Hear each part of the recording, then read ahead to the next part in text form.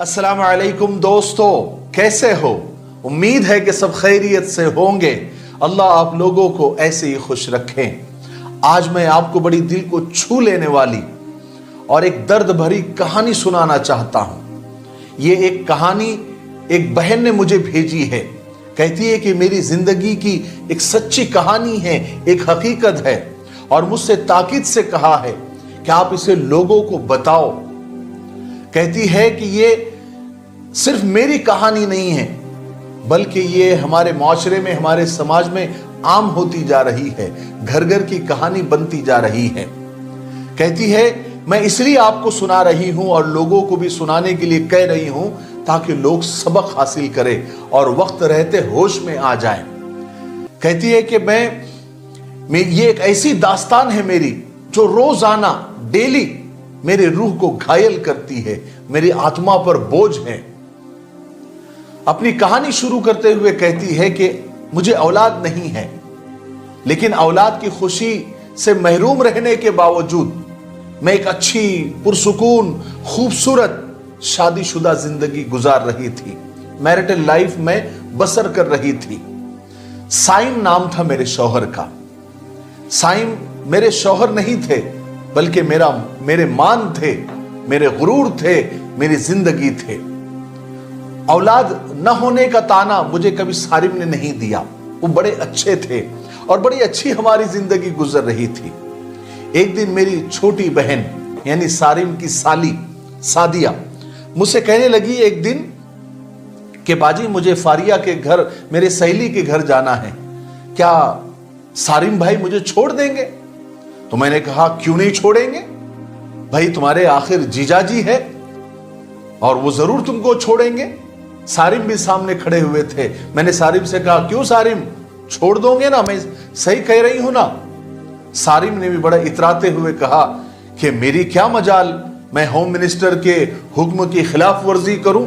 मैं बिल्कुल छोड़ूंगा। मुझे सारिम पर बहुत प्यार आया। सारिम, आप बहुत अच्छे शौहर हो, आप मेरी जान हो, मेरे गुरूर हो, मेरी जिंदगी हो। तो सारिम ने भी इतरा कर कहा कि मलिक आलिया के इन तारीफी कलिमात ने गुलाम के खून को सवा सेर बढ़ा दिया। सादिया ये सब सुन रही थी। उसने बीच में टोकते हुए कहा कि अब चले, मलिका और गुलाम के दरमियान की अगर पूरी बात हो गई हो तो चलो, जाना है मुझे।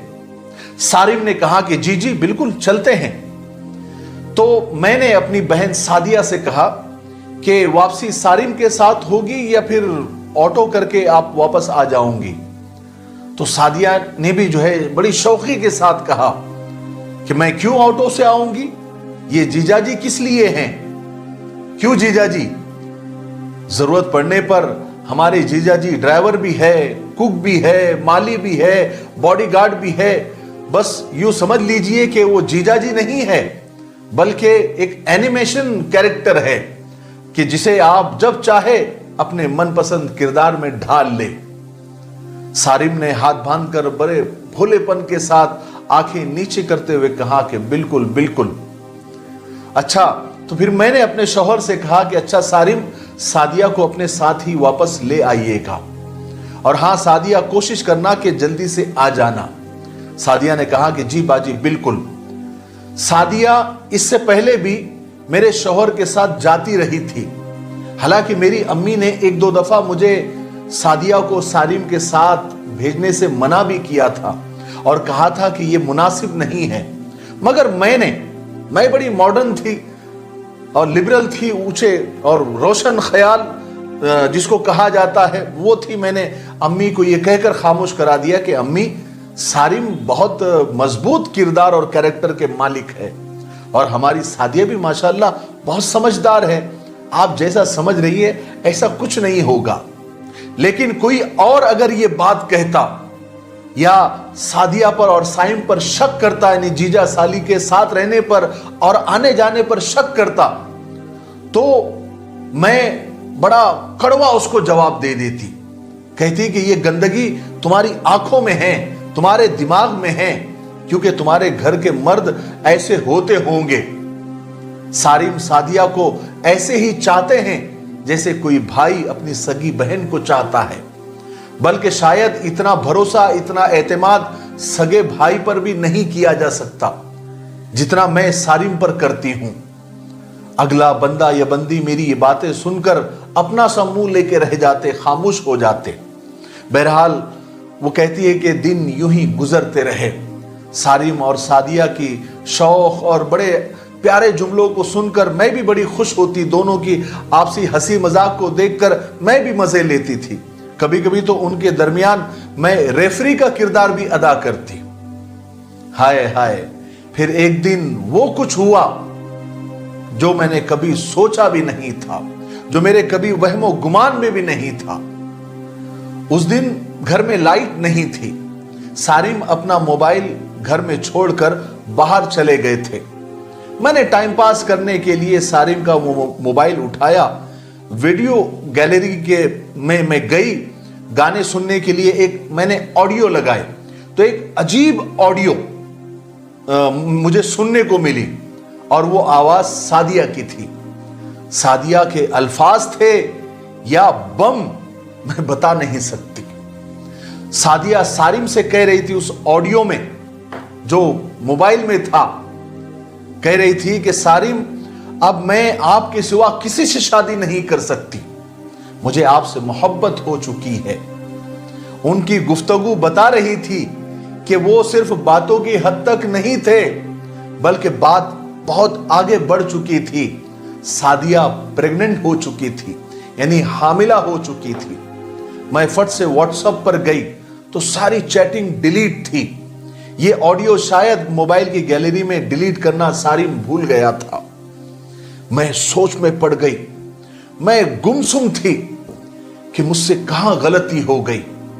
इन दोनों ने, सारिम और सादिया ने, मेरे एतमाद को, मेरे भरोसे को कैसे ठेस पहुंचाई। उतने में थोड़ी देर के बाद में सारिम घर में दाखिल हुआ तो मैंने ये ऑडियो उसके सामने रख दी, ये ऑडियो उसको सुनाई। तो ऑडियो सुनने के बाद सारिम तो बिल्कुल नंगा हो गया।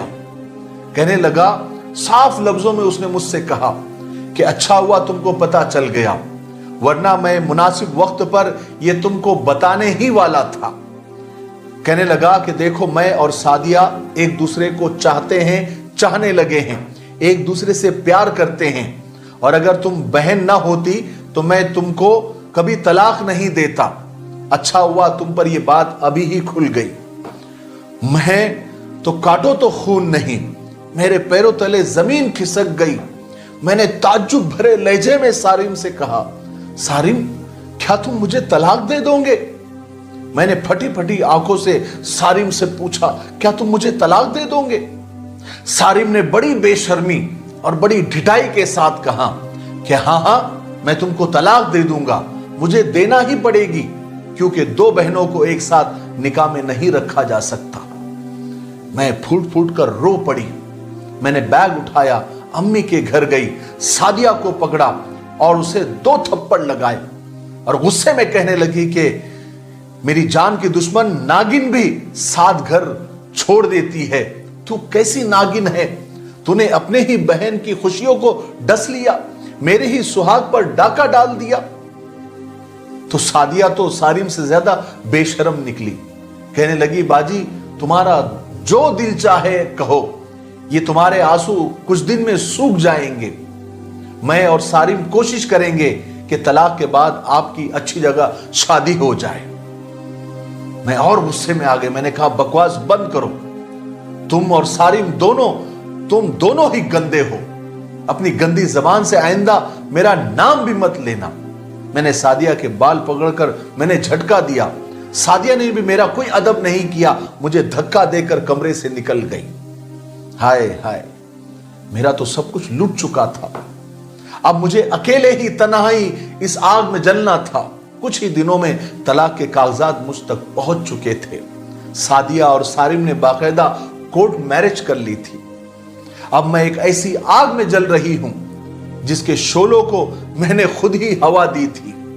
मैं ही तो कहती थी कि सारिम बहुत बाकिरदार है, बहुत अच्छे कैरेक्टर का मालिक है, और सादिया भी बहुत नेक है।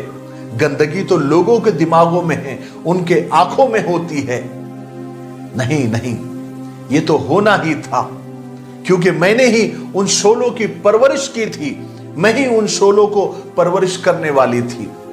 शरीयत की, इस्लाम की बात अगर मैंने मान ली होती कि जहां पर साली और बहनोई के बीच में, जीजा और साली के बीच में इस्लाम ने, शरीयत ने कुछ कैदे लगाई है, कुछ पर्दे लगाए हैं, आज मुझे समझ में आया कि बिल्कुल वो सही थे। आज मुझे उन शोलों में जलना नहीं पड़ता अगर मैं शरीयत और इस्लाम की बात मान लेती।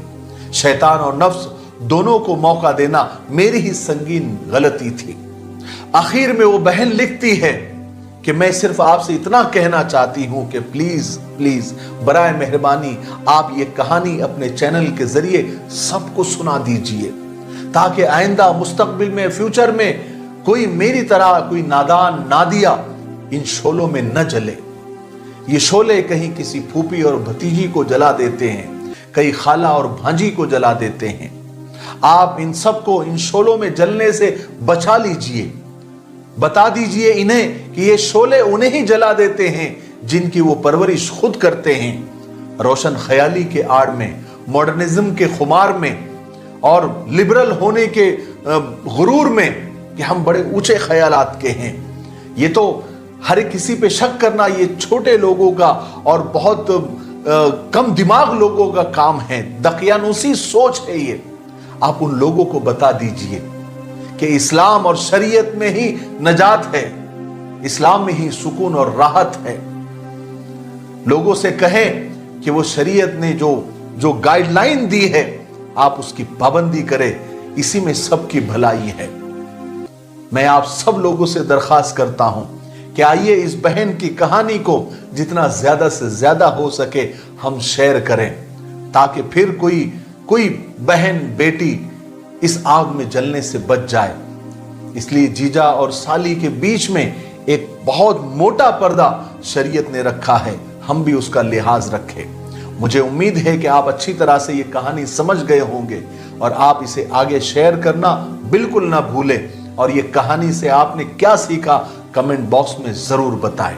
अगर आपने हमारे चैनल को अभी तक सब्सक्राइब नहीं किया है तो जल्दी से सब्सक्राइब कर लीजिए और बेल आइकन को भी प्रेस कर दीजिए, ताकि आने वाले वीडियोस के नोटिफिकेशन आपको मिलते रहे।